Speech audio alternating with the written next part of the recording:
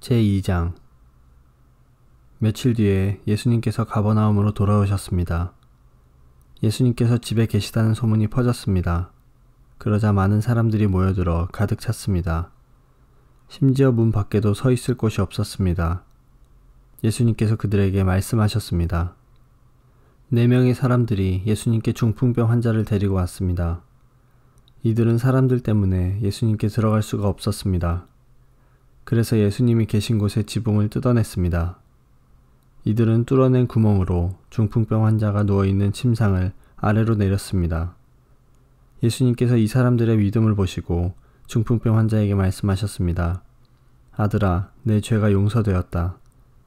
마침 거기에 율법학자 몇 명이 앉아 있었는데 마음속으로 생각했습니다.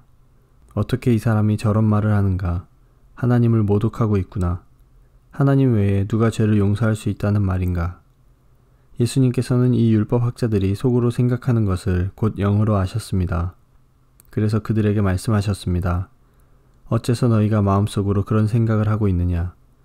이 중풍병 환자에게 내 죄가 용서되었다라고 말하는 것과 일어나서 침상을 가지고 걸어라 하고 말하는 것 중에 어느 것이 더 쉽겠느냐? 그러나 인자가 세상에서 죄를 용서할 수 있는 권세가 있다는 것을 너희에게 보여주려고 그랬다. 예수님께서 중풍병 환자에게 말씀하셨습니다. 내가 내게 말한다. 일어나 침상을 가지고 집으로 가거라. 중풍병자는 일어나 침상을 들고 모든 사람이 보는 앞에서 걸어 나갔습니다. 사람들이 놀라서 하나님께 찬송을 드렸으며 우리는 이와 같은 일을 본 적이 없다 라고 말하였습니다. 예수님께서 다시 호수로 가셨습니다. 많은 사람들이 예수님께 나아왔고 예수님께서는 그들을 가르치셨습니다. 예수님께서 호숫가를 걸으시다가 알페요의 아들 레위가 세관에 앉아 있는 것을 보셨습니다. 예수님께서 그에게 말씀하셨습니다. 나를 따라오너라.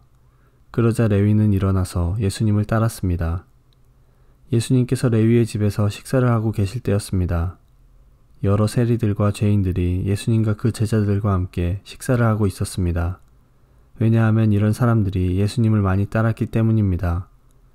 바리새파 율법학자들이 예수님께서 세리들과 죄인들과 함께 식사하시는 것을 보고 제자들에게 물었습니다.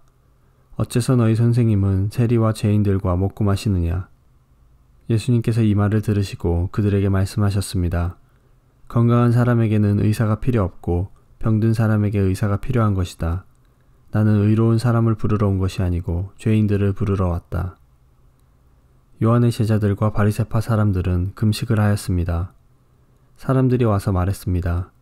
요한의 제자들과 바리새파 사람의 제자들은 금식을 하는데 어째서 선생님의 제자들은 금식을 하지 않습니까? 예수님께서 대답하셨습니다. 신랑의 친구들이 신랑과 함께 있을 때 금식을 하지 않는다. 그렇지 않느냐? 신랑이 자기들과 함께 있는 한 그들은 금식하지 않는다. 그러나 신랑을 빼앗길 날이 올 것이고 그날에 금식을 하게 될 것이다.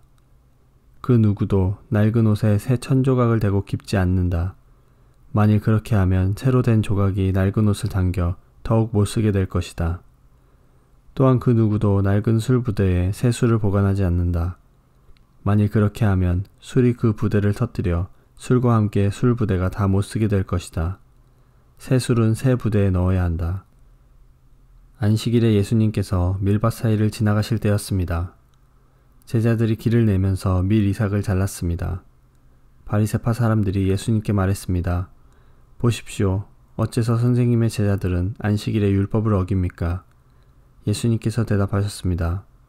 다윗과 그 부하들이 배가 고파 먹을 것이 필요했을 때 다윗이 어떻게 했는지 읽어보지 않았느냐?